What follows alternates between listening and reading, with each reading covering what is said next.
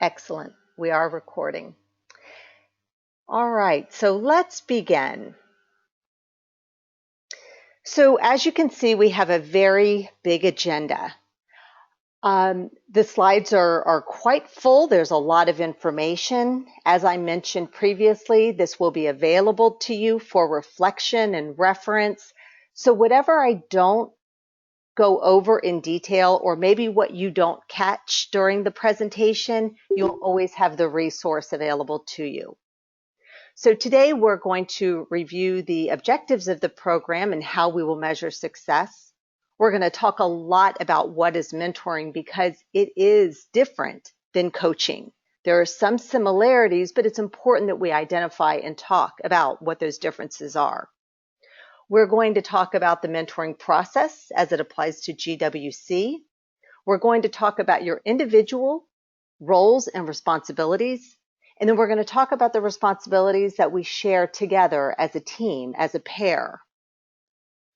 We'll talk about the 3 stages of mentoring and the relationship that ensues from that.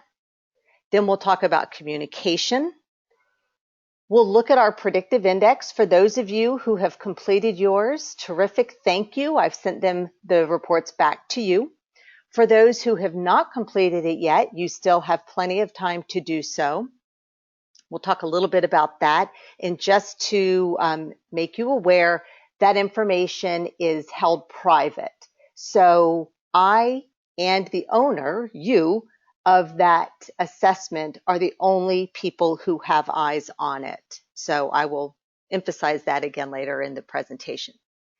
Then we're going to talk just briefly about exploring and valuing diversity because that is an important element to what we are achieving in our program. We'll talk about available tools and resources, next steps, and support, and then we'll wrap up with questions. And thank you everyone who has sent in questions in advance. If we don't get to those questions by the time the meeting is up, I have responded back to those and shared them with Polly, and they will also be available to you. But let's jump in. So as you know, or if you don't know, so the mission of the program is to prepare and empower women to get a hold of their own lives and career path through mentorship and capability building. We want to inspire women and connect them from all around the world, and in doing so, we can share skills and experience. The objectives are to enhance self-esteem and confidence, to inspire new mindsets and attitudes towards life, and then create opportunities for cultural learning. The overall objective of the mentoring relationship is around nurturing and trust. We want to achieve potential and a lifetime of authentic friendship. We will measure the program's success in 3 very intentional ways. We'll establish common goals in the personal development needs of the mentee so that we know that those needs are being met. The only way we'll know if they're being met is if we talk about them. So we'll establish them early on, and we'll give you tools to help usher you through that process. There'll be a half-year and an annual feedback opportunity for both the mentor and the mentee. There'll be a check-in to see how things are going, what's going right, what maybe isn't going as well as it could. And then we can offer suggestions on ways to improve or alternate roads to take. And then lastly, we're going to look at long-lasting, trusted friendship between the mentor and the mentee. Those are the ways in which we know we're going along the right path. So what is mentoring? Mentoring is a process in which one person, the mentor, actively encourages the development of another, which is the mentee, outside the normal line management relationship for the benefit of both. So the image that you're seeing in front of you is an exchange of ideas between 2 people. It's how we will share, how we will coach, how we will give feedback, how we will be a friend and a confidant, a career advisor, someone who challenges you. And if you are the mentor, that you will be challenging your mentee for the greater good of their development and their place in their journey, their professional journey, and then to be the conduit. And by being the conduit means that you will help connect them to resources, ways of thinking, possibly arts, including music and readings, philosophies. It's endless. But as the senior person to the junior, obviously the goal is to lift them up by giving them access to information and resources that you have acquired through your years of leadership. And as I mentioned earlier, I want to be very clear, and most people know, but I think it's often good to reinforce this concept of mentoring versus coaching. Coaching typically occurs in the line of performance. It's either a behavior or a work practice that we're trying to coach someone to improve. You can also look at that through the lens of sports, team, and activities. We coach the individuals to become better. They do certain exercises in repetition. They run certain plays.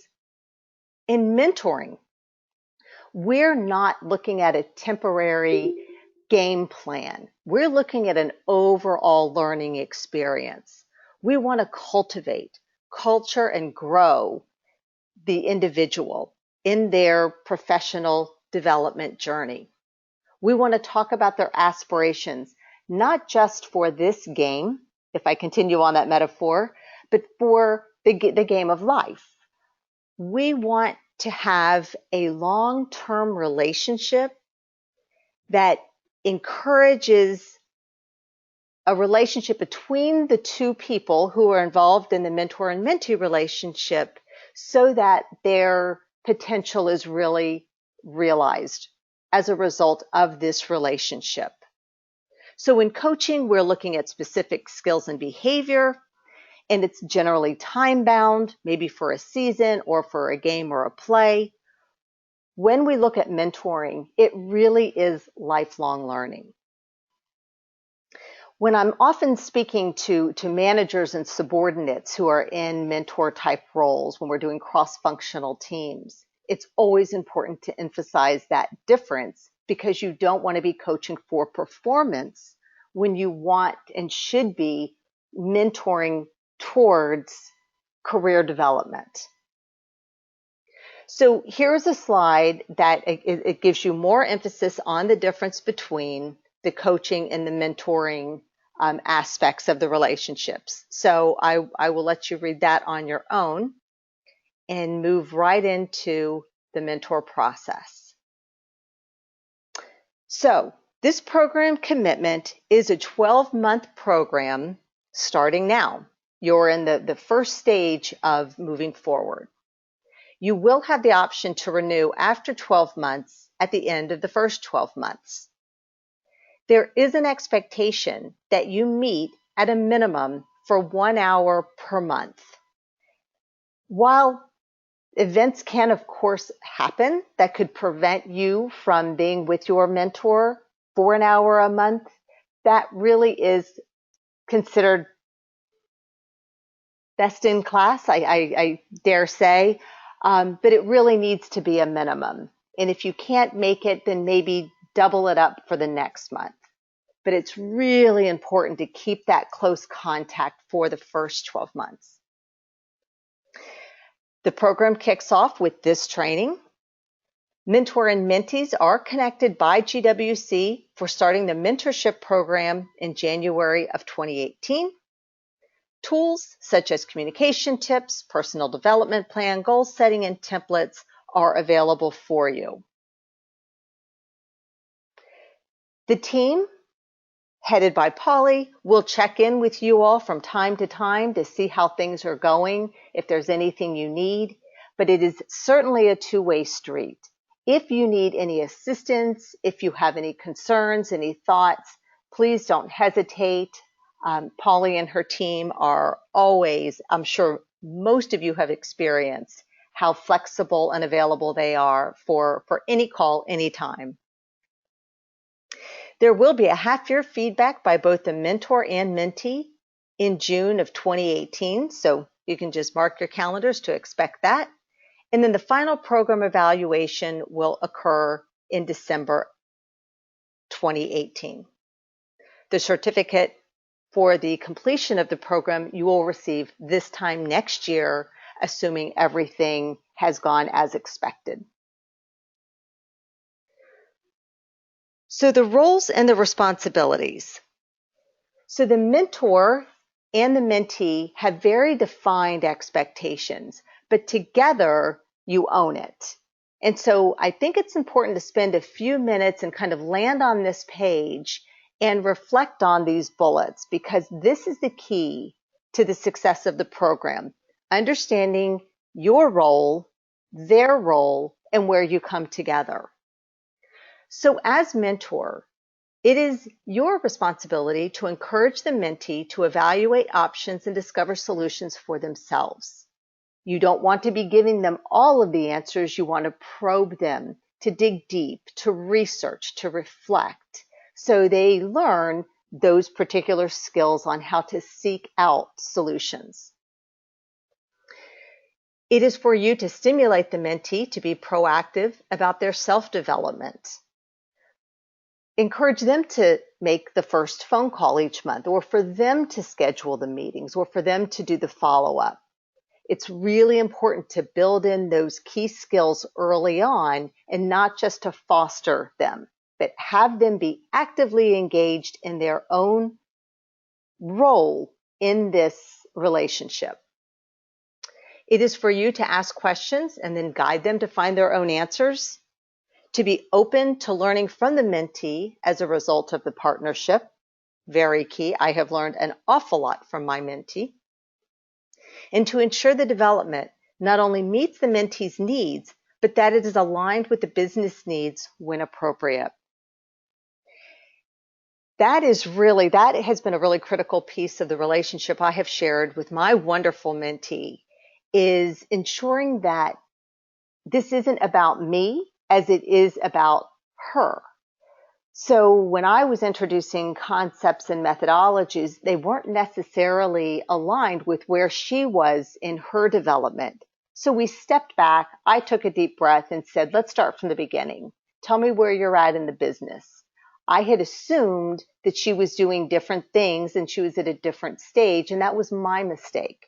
I should have asked more clarifying questions at our original intake. But we quickly got back up, got back aligned, and we were doing very, very well and have been now for over a year. For the mentee's part, they will be expected to take increased ownership of their development as the relationship and career progresses. We want them to be empowered. We want them to know what that feels like, to take charge without being overtly demanding. So we're teaching them to pace themselves, to pace their expectations, but to be responsible for all of their actions and the results that follow. They will be responsible for their personal learning and development and need to be open to receiving constructive feedback. They need to create that space within them, and you will need to mentor them if they're not susceptible to feedback, how to become susceptible, how to be open to hearing maybe some criticisms about what they could be doing better. Or if not criticisms, just tips and tricks that have worked for you successfully when negotiating and working with other people. They will need to actively participate and commit time to the program and the outcomes. That is extremely critical that they make the time. If they don't make the time and they aren't engaged, I would positively reach out to Polly for guidance. Something might be going on in their personal lives that she may need to intervene. Otherwise, we may just need to reset the dial and see what's going on with them. Lastly, the mentee will need to demonstrate a willingness and ability to develop themselves. So that just ties everything I've said together, that it is on them. It is certainly a lot of your time and dedication and devotion to their growth, but this is for them, and they need to be actively engaged, actively participatory, and very open to the feedback and learnings that you will give them. Then together, the joint ownership. Both of you will be investing time getting to know one another and building trust. And that isn't always easy. That will take time. Together, you will contact one another with the desired goals. You will contract with one another to establish the desired goals, outcomes, and expectations. Very important from the very beginning. Agree how you're going to track your progress and plan to commit to meetings and stick to the commitments. Taking it a step further, your role as mentor will help to build their self-confidence, provide career guidance, be a source of information and encouragement, establish clear and open communications. The example you set for them is the example they should follow. Provide productive feedback and help them with difficult situations without creating a dependency. And we can talk more about that as time allows, but I think there's a really good scenario that I'd like to share with you, but we can do that a little bit later. Provide scenarios for practicing through role playing. That's really, really helpful when you're mentoring someone who's dealing with difficult situations. The role of the mentor also helps develop creative and independent thinking and encourages continued growth and development. The qualities, the parts of you that have been so appealing to GWC are that you have a genuine interest in the development of someone else, as well as being a part of this terrific group called Global Women Connect. You are sensitive to others' needs and their development. You have excellent listening skills. You've shown commitment to the program and commitment to the other person. That you're a person of confidentiality. That you're a good coach and have good feedback skills. That you're empathetic and patient. I'm sorry, but the third to the last bullet, the persistent nature is actually persistent nature. So that was my error. So your shared core skills.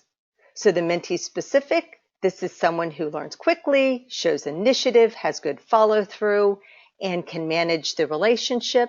The mentor specific, you're someone who can inspire, provide corrective feedback. You can manage skills, you can open doors, great opportunities for these mentees, and instruct and develop capabilities. But together, your shared core skills must include listening actively to one another. Together, identify goals and establish what is the current reality. Together, build trust and offer encouragement. Have a sense of humor. That's always important. Be reflective. Have good self-reflection so you can step back together and say, how did that work? What should we do different next time? And have a strong emotional intelligence. Those are key skills for you to share with your mentee.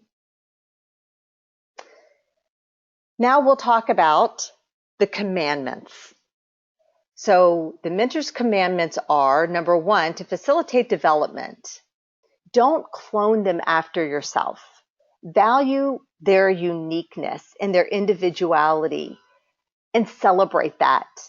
I am certain you are all part of this program because you are terrific in and of yourself, and the mentees that are coming to you are individuals. So we want them to really celebrate themselves and recognize their uniqueness in this world So what you teach, what you facilitate, what you gift them with your knowledge should be part of who they are individually and not a reflection just of you. They can learn from you, but they shouldn't be just like you. As I just mentioned, understanding that uniqueness is important. No two mentees are the same. So if you've had a mentee in the past, of course, you know your next one is not going to be anything like your last one. Consistency is critical. Keep to your commitments. If you agree to a date and time, be there, be on time, be prepared. Faking it is not making it, which means provide honest feedback. Don't tell them just what you know they want to hear. If they need you to be tough and say, that's not working, you're not right, that approach will never fly, you need to feel comfortable in having those tough talks with them. That feedback will open their eyes in a way that maybe no one else has ever given them feedback before. And you're making it safe for them. You're not the parent, you're not the boss, you're like neutral ground. You're invested with your heart to help them. Empower rather than solve. And know that you are not alone responsible for the outcomes, as I just previously mentioned. If meetings don't happen, it's everyone's fault. If communication isn't solid, it's everyone's fault.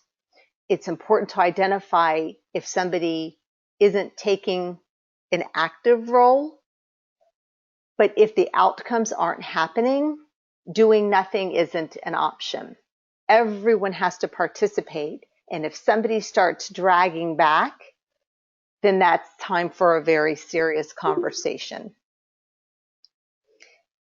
And as I mentioned earlier, that this is not coaching, but it's mentoring. It's important to know your limits and boundaries and to keep it very, very professional. And listening is hard, but advice is easy. So be a really great listener. And I picked up this, I've heard this several times in different groups that I've worked with, and people seem to respond to it very favorably. It's a good rule of thumb. When instead of criticizing, provide a minimum of 3 positive comments to your 1 constructive comment.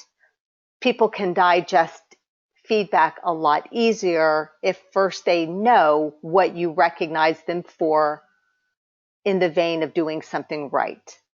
So you were on time, you were prepared, you're alert, but your project isn't really meeting the mark. So we're not starting off by breaking their spirit and their soul. We're reinforcing them for the good that they are bringing, but then giving them the feedback. And that's just a tip or trick. And if that works for you, terrific. I hear some people use 5 or 6 at the onset of criticism. And tips for you. Establish your time and availability. Discuss your expectations. Discuss the importance of confidentiality, that they need to trust that this is a really safe space with you and that you respect that. Always share your experiences and give them real world examples. My experience has been that mentees absolutely love to hear the stories of how you made it through a difficult situation, especially one that they can identify with. Provide networking opportunities when possible. If you're going to an association or a trade meeting and you're able to invite them and it works with their calendar and maybe you can introduce them to some key people, please do so. They will really appreciate it.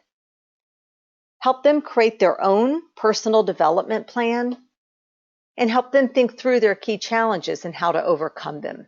Be honest and constructive and be open yourself to learning from them. The next slide in front of you is a chart that I developed several years ago to help mentors, especially what I was noticing a trend in is mentors weren't always coming to meetings prepared. They usually had so many different things going on simultaneously that they didn't mean to neglect their mentee, but it was an outcome of a very busy, otherwise very busy business life. So I created this. This actually came in a handbook that was developed for another organization, but I thought it was helpful to share with you all. This is a really nice tool to help keep your meetings flowing. It helps to establish, a check-in, help setting the agenda, talking about projects, providing career guidance, which we'll talk briefly about the predictive index behavioral assessment you all took, or many of you took, and then the wrap up. So it's just a quick guide that if you're not super prepared for the meeting, you can grab this, print this out, and use it to kind of guide the conversation. So at least you're better prepared than being not prepared, because sometimes those things happen. Now we're going to take a pretty big shift, and we're going to talk about the stages of the relationship. And there are 3. The first one is what you will be doing as soon as you start meeting with your mentee, and that's developing a rapport and building trust. And I won't read these slides word for word. Again, you'll have them as reference, because a lot of it is just I'm repeating the same things, which is good when creating good positive habits. But you want the predictability and the consistency. You want to establish confidentiality, and paramount is setting up goals early on. That should be the first thing you do. What do we hope to achieve by the time, 12 months from now? Where do you want to see this relationship? The second stage is the middle. So you're reaching some goals. The relationship, by now, you will know if it's going to be rocky or if it's going to be smooth. You'll know probably well before the middle if it's rocky. There won't be a connection. I write in here, there could be some ups and downs. If you're feeling that the relationship isn't what you expected, or the mentee isn't giving enough to make this happen, please rely on GWC support. Give them a call, explain what's going on. Hopefully there'll be an opportunity to get the relationship back on track. But not every relationship works.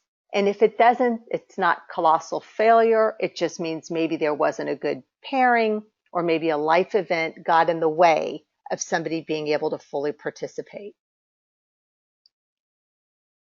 And then the last stage is closure.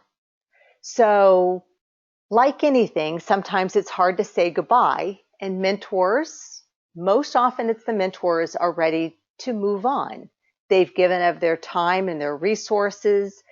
Maybe they need to take a break for a year or a semester, and get focused, laser sharp back into their own business. But often it's hard for the mentee. They've formed a relationship and they really don't want it to end. So be sensitive. Start talking about the end. If you know that at the 12-month mark, you're ready to see this come to close, start talking about it early on and say, we can stay in touch. Maybe we'll have lunch. We can talk once a quarter. But keep that in your mind from the onset. A year goes really, really fast. And we don't want to create a situation where someone feels kind of dropped at the end of this. So now I'm taking another rather large shift. We have just so much material. I want to get through everything. So you will all have been invited to participate, and it's completely optional, in the behavioral assessment, the tool I use, which is called the Predictive Index Behavioral Assessment. And I'm certified in several tools, including Thomas International and the Myers-Briggs, which a lot of people are familiar with. But in particular, I like this tool because it's so easy and it's not a forced ranking. But what it does is it gives you insights about yourself. So for those of you who have completed it, you look at you can see that you have these 3 graphs and these data points. So the first graph is yourself, the second is your self-concept, and the last is the synthesis or the combination of the first 2. So what we're measuring are 4 factors, and there are over 400 different types of behavioral measures out in the world. But in this world of the predictive index, they have created these 4 predominant buckets: one of dominance, one of extroversion, patience, and formality. And so what are those cones or buckets measuring? And let me pause for just a minute, because I think I want to go back and explain a little bit more about why we're doing this. So I'm telling you what it's good for, but why we're doing this is because this tool and other tools that I had mentioned that I'm certified in, and there's many, many others out there that people have probably come across in their careers. But what we're offering to do is, by having these assessments, we want to increase your self-awareness, and we want to bring the team together faster than we would if we didn't have a tool in place.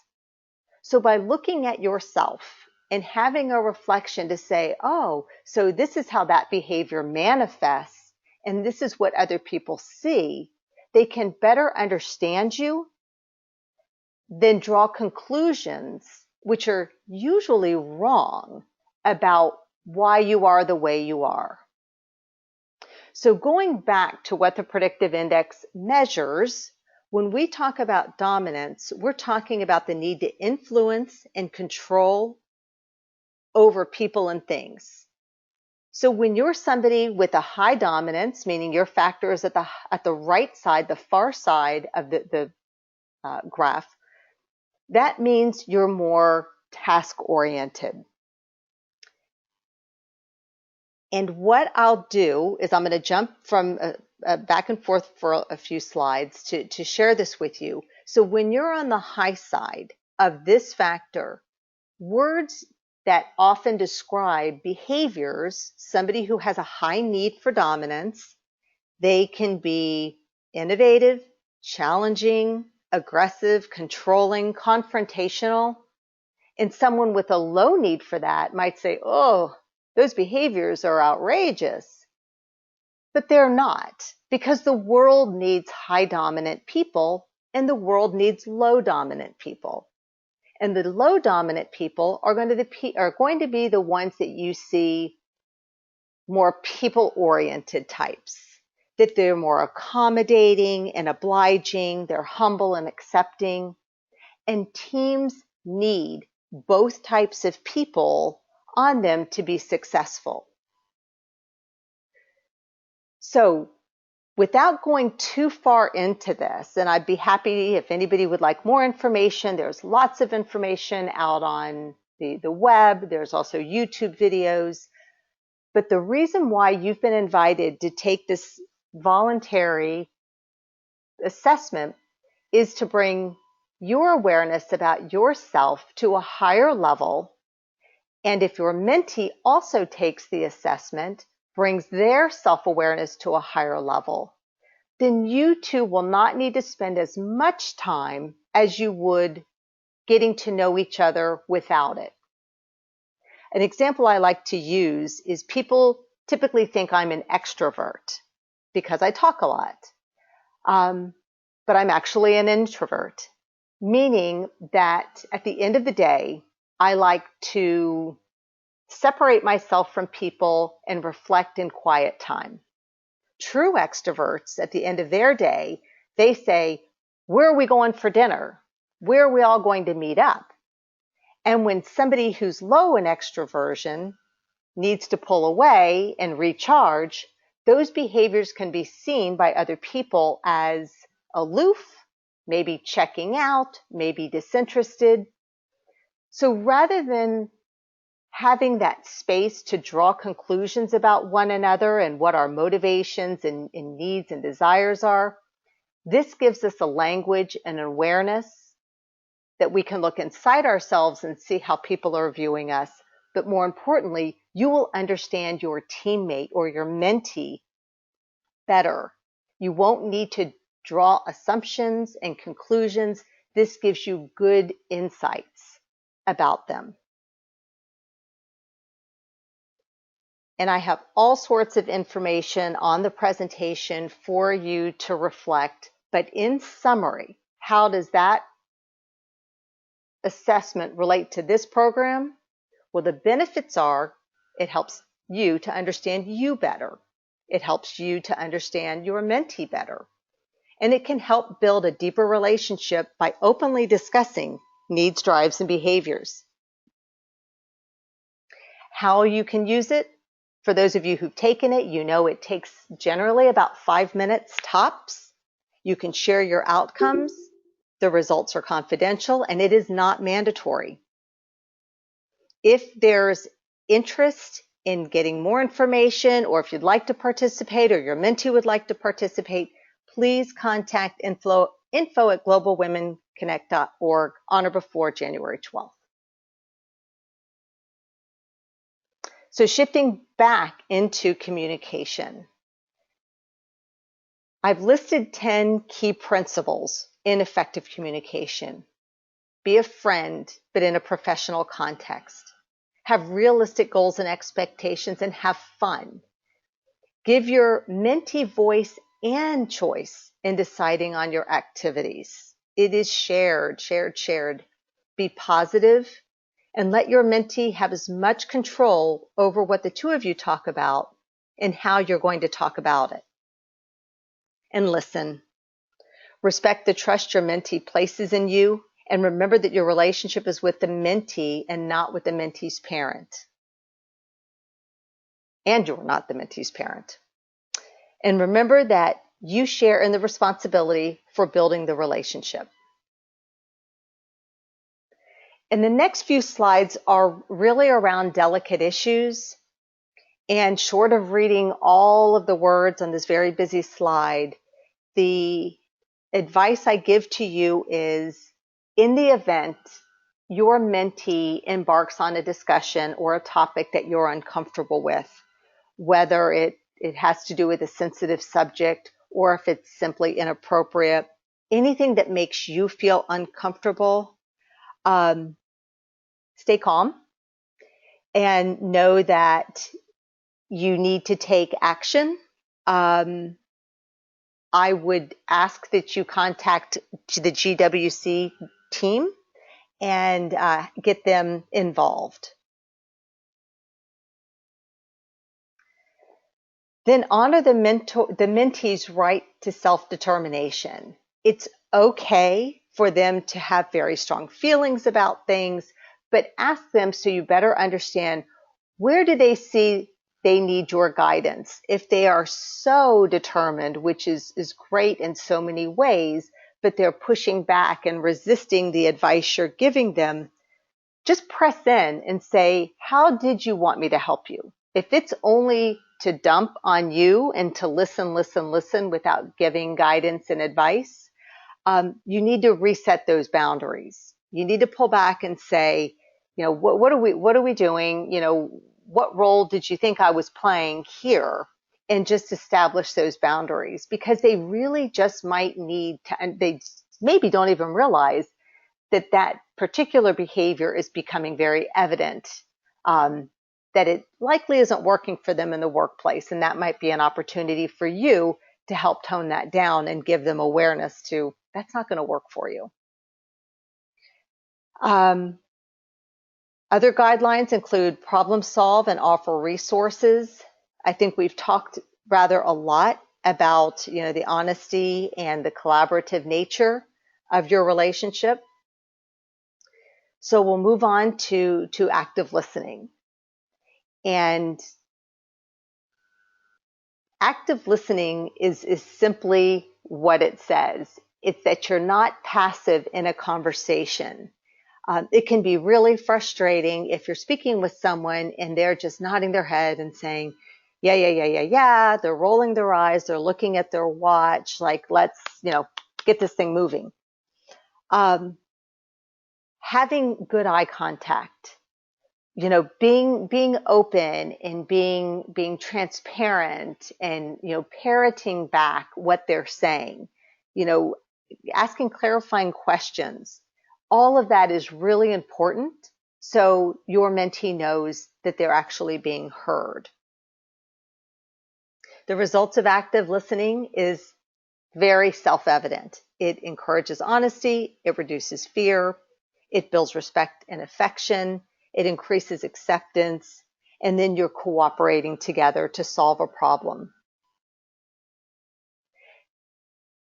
This entire slide, I won't read, it's quite busy, but it's all about the I message and trying to avoid opening conversations or having conversations all about I, because that's only seeing the world through your perspective.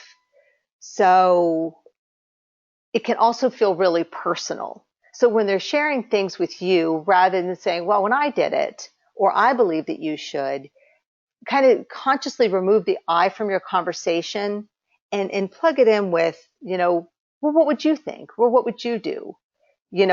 I have some experience, but what would you do?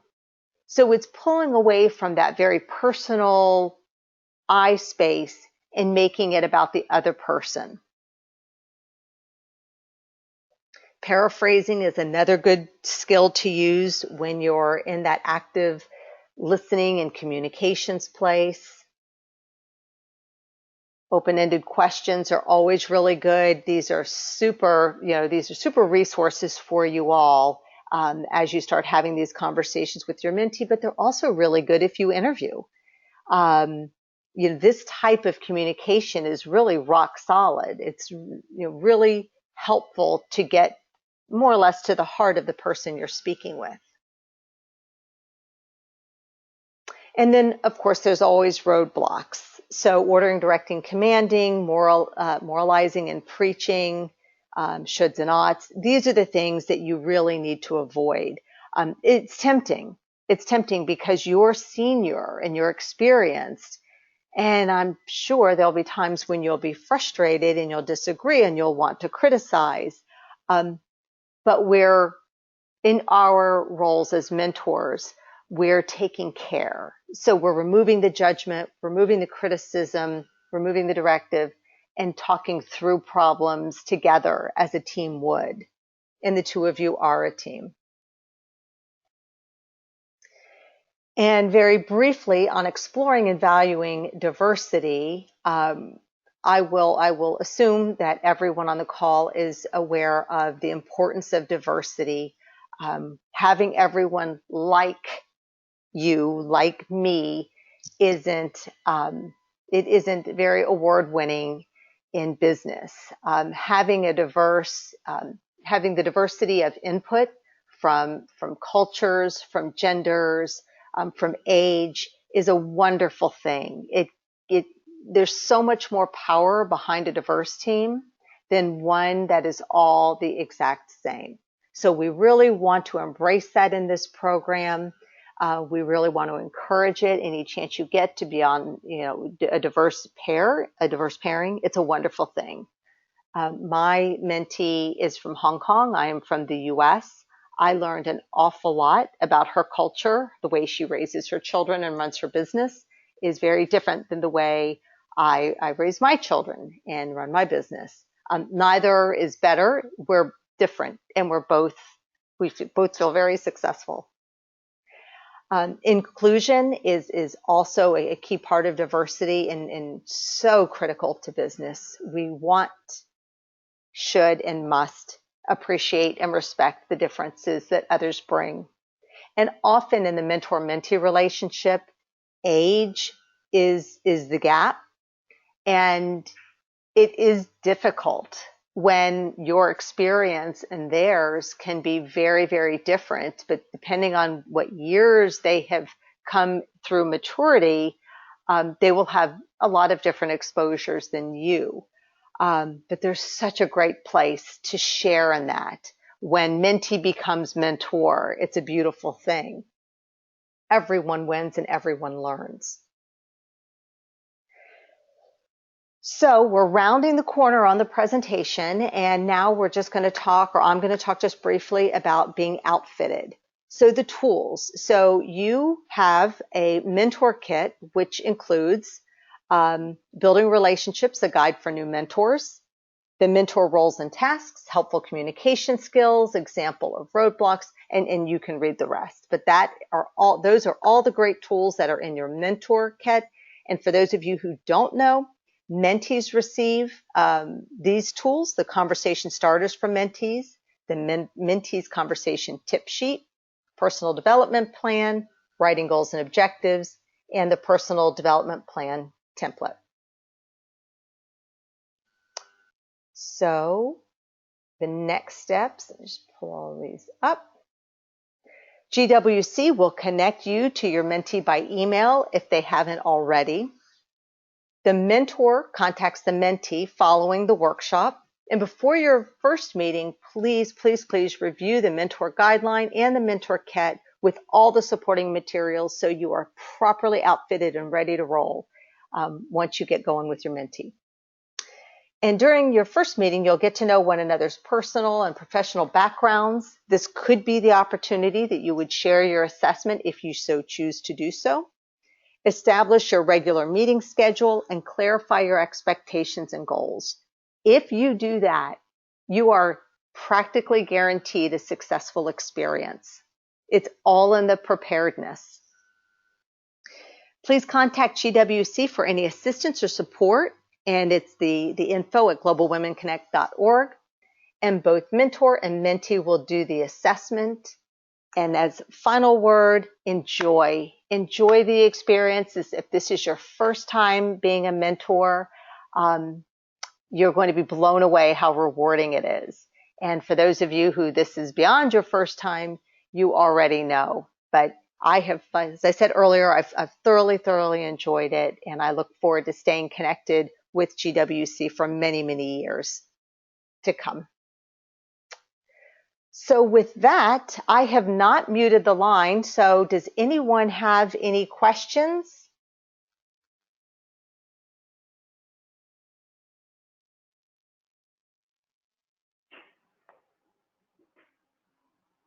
So thanks, Donna. Feel free to ask questions if you have, or you can write it in the chat box and the GoToMeeting if you wish. Otherwise, Donna, you also receive questions from the participants. If you may want to address some of those. Sure. Please. Sure. Yeah, that would be fine. And we'll post these.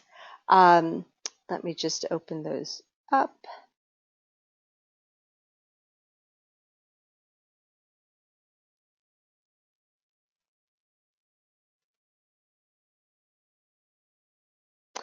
All right, so we had received quite a few questions. A lot of them were quite similar, so we kind of collapsed many questions into a few. And one of the questions was, what makes a good mentor? And the response to that is, it's so simple. A good mentor is a person who's a good listener, someone who offers support, encouragement, and listening, a person who shares knowledge, wisdom, and draws out the possibilities that lay within their mentee. Any recommendation? This is the next question. Any recommendations or materials for self-learning beyond this training on mentoring? And there's a wonderful link. There's actually 3 links, one from Forbes, one from Inc., and one from Harvard Business Review that will be posted in this section. Polly, maybe you can share with me as well, like where will they be able to access these tools? You mean the links to the external link to those two, right? Yes. What I would do is after this training, we possibly share some of your answers to their questions to all of them, so they can access to those links and look at that. All right. Perfect. I have also shared quickly here in GoToMeeting chat room so that people can also have a quick look later. Oh, great. Great. Okay, let's see. We're still doing okay with time, so why don't I just take on a couple more questions? Is that okay, Polly? Yes, please. Great. Okay, the next question is, when mentoring, it is good to be friends with the trainees or just the mentors? And someone just popped on my webcam. Sorry, I don't have my webcam enabled, so hopefully you can still hear even though you can't see. Okay, but back to the question. Is it good to be friends with the trainers or just a mentor? So there really isn't a rock solid answer for this. Some mentors and mentees are friends prior to the formal relationship, and others become friends as a result. This will vary depending on the relationship of the two people. I can tell you that my mentor or my mentee, we were very collegial, and now we have evolved to becoming friends. But during the first 6 to 8 months, I would say it was very professional, respectful, and kind. But it evolves because we got very close in talking about our families and our passions, our motivations. It was really great. The next question: are there any differences? Polly? No, go ahead. We just have one question from the chat room here. So you may finish this question first. Sure. And then, we can take this question from the team here. Okay, sounds good. The question is, are there any differences in mentoring people from different cultures? And while there may be cultural differences between mentors and mentee, the process remains the same. Listen, share, and where there are known differences, question your assumptions and seek understanding.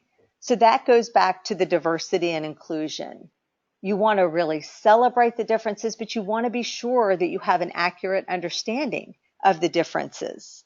So being culturally diverse will come with challenges, but nothing that can't be overcome through listening, sharing, and actively participating in a good communicative relationship with that person.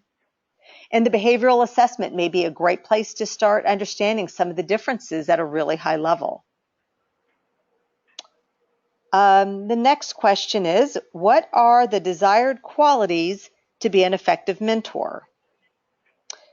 Well, 5 skills for effective mentoring include open-mindedness, active listening, tough questioning, total honesty, and deep reflection and self-awareness. Then another question is how do I engage a mentee if he or she is disengaged? Excellent question. So in order to have an effective mentor-mentee relationship, it's important to have a development plan and stick to the plan. As I discussed in the last slide, is your first meeting kind of establishes the rules, the way the game is going to be played, how often you're going to meet, discussions about confidentiality and trust and transparency. So if you meet regularly and you do your part, keeping up with the process, giving feedback, everything should clip along well. However, if your mentee seems disengaged when you try to meet with them, as I mentioned earlier, contact the GWC team. I wouldn't let that get too far out of hand because something could be going on with that person and you want somebody else to intervene. And then somebody asked, can you provide some examples of great mentors? And, it's funny, when I did a presentation on this for another group, all the great mentors are like characters out of Hollywood, which include like Yoda and Luke Skywalker, Professor Dumbledore and Harry Potter, Mufasa and Simba. But different people look, I wouldn't say that historically, somebody could say Mother Teresa was an amazing mentor. You could say, presidents and queens and prime ministers, but I can't speak to their style of mentoring. So there's several links that we can make available to those who had that particular question to see. It's really more about personality and ways of approaching tough problems and communicating to the team to rally around a good cause that often makes people the best types of mentors. But all of that will be posted. So Polly, do you want to go ahead and address the question you have? That's a question from the audience here. The question is, could you take a real example to explain more about mentor role? Could you help those questions, Donna? Okay, so the question is, the question is, they want to learn more about the role of the mentor? Yeah, this audience would like to, know about the role of the mentor and using a real example to explain. Okay, let me see.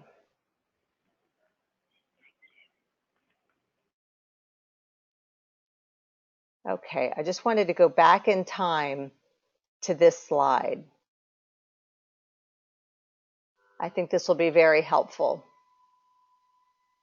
So the role of the mentor is to encourage the development of another outside the normal line of management. So an example would be, so I worked in manufacturing and mining for many, many years, which was predominantly a male-dominated industry. So the women who worked there were often kind of overpowered by, the mining. It's a very ambitious industry. And so I did a mentor program for 5 women, and most of them were engineers, manufacturing engineers, electrical engineers. One was in environmental health and safety. And as I was developing the program, I discovered I was mentoring them. And so to answer the question, what I discovered through the process of creating a mentor program for people is when you start talking to people about what are they passionate about, what are their fears, what isn't working for them, what are their challenges. Through that discovery, you're making a room, a safe place for someone who needs guidance and personal development, and they're giving that responsibility to you to say, I need help. I need to grow. I need to have courage in the face of fear. I need to have ideas when my mind goes blank. I need to go into meetings more prepared than I am, or to manage my time better than I have been. And so I would say that, not only are you there to develop and you're a really solid role model for them, but you're someone who's being entrusted to take care of someone's personal development and so they can make an impact in their workplace with the people they work with, frankly, for the rest of their lives. And the women I was mentoring, I originally only started talking to them to find out what they were looking for in a program. So they were more or less my subject matter experts. But then I started really talking to them, and then this relationship grew into coaching, and then it went beyond coaching and it went into personal development. So I know that was kind of a long way around the answer, but it's just to say that you're responsible for someone's development, and the best thing to do is to just be these things. Be a confidant, an advisor, a voice, a coach, a challenger, and a conduit. Be all those things, and you will be a great mentor.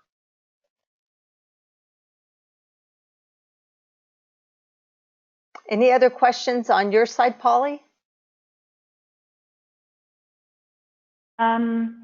No, because I'm trying to read the chat group to see if any questions coming from, the audience here. That's a question I just answered. One of the questions is about, if the mentee's information is shared by GWC to all individual mentor. The question is, yes, GWC will share mentee's information to the mentor and then connect the mentor and mentee. The other question is, does the mentee have any specific target to achieve? Well, this mentoring program is about the personal development of a mentee. It's up to the mentee to set their own personal goal and development plan. So that is, from my point of view, it should be the mentee have their own, way, their own development that they want to achieve. So it's up to them to set their own target and discuss with the mentor.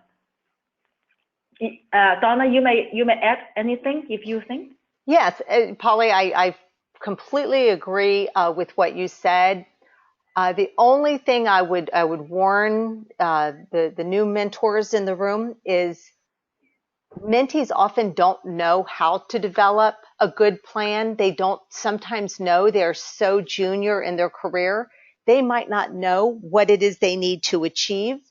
And so I would go to those open-ended questions that were available in the communication section of the presentation and help ask questions to help them dig into their own thinking and say, what do you want to achieve? What do you want your development to look like? And if they aren't good, and a lot of people aren't really good at creating a solid development plan, then help them. But I do agree, they should come with an agenda. They should absolutely have a plan in their mind, ideally that it's written down, that the mentor can look at and say, this is achievable.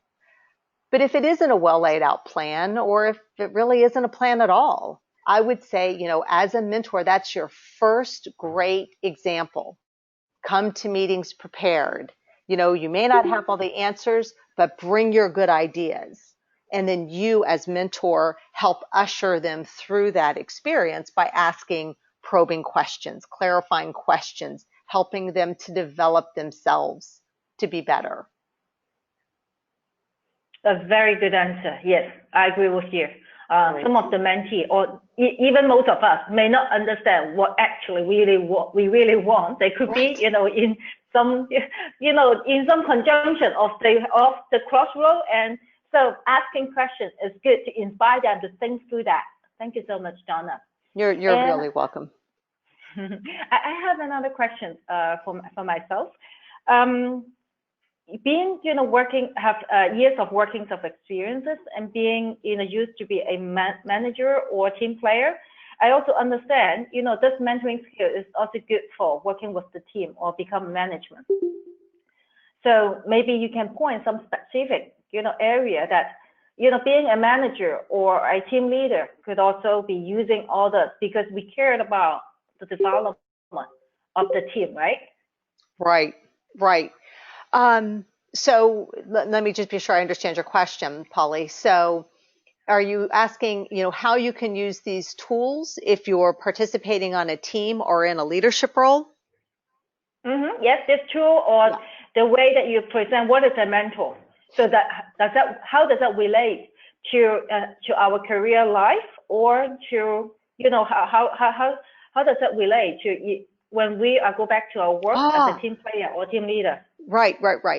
Okay, well, so when you return back to your normal life, I think that you come back definitely more equipped to handle challenging situations because you've been working with someone who has given you real life examples on how to kind of overcome adversity. Hopefully, that's what your mentor should be sharing.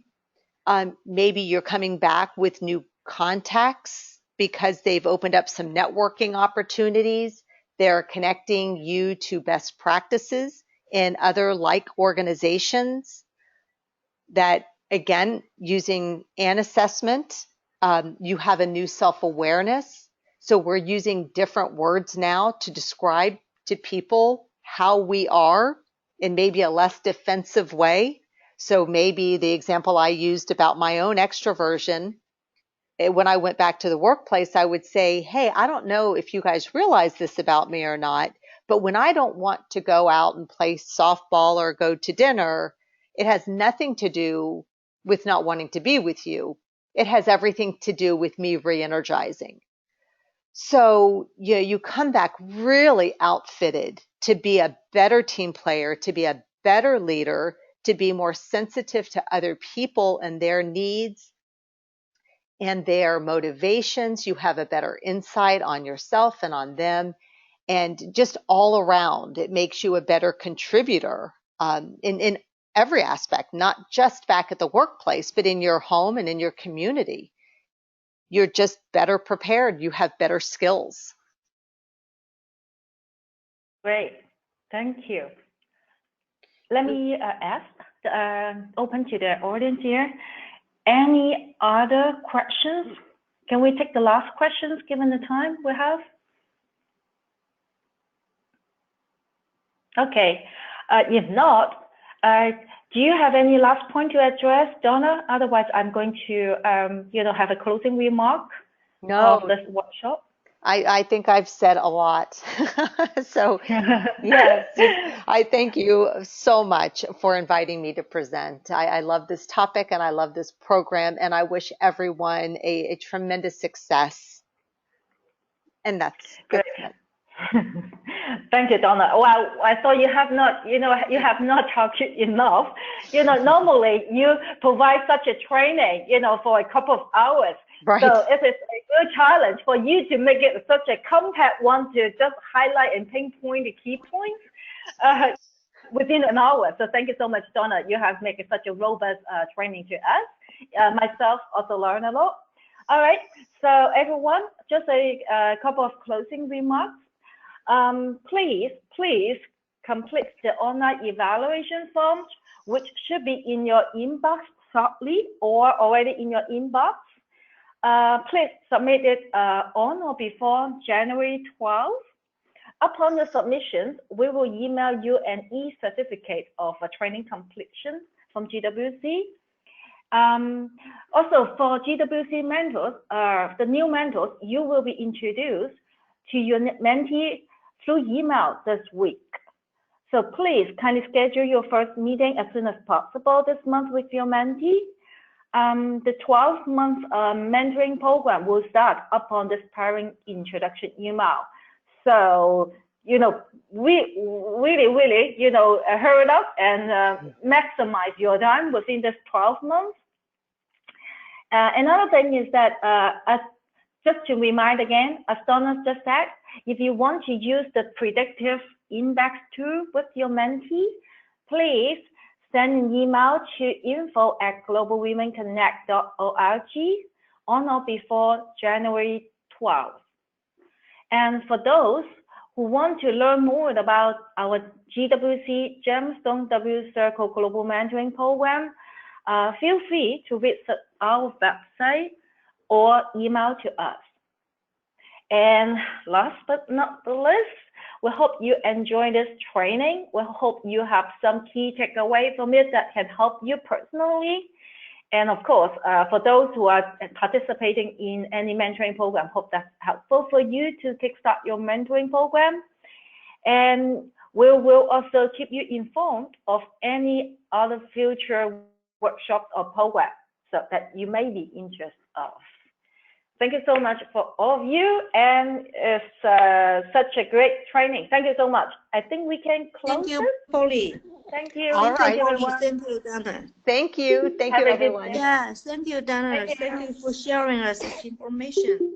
Yes, you're welcome. Yeah. Great. Donna, would you like to stay online for a minute? Sure, sure.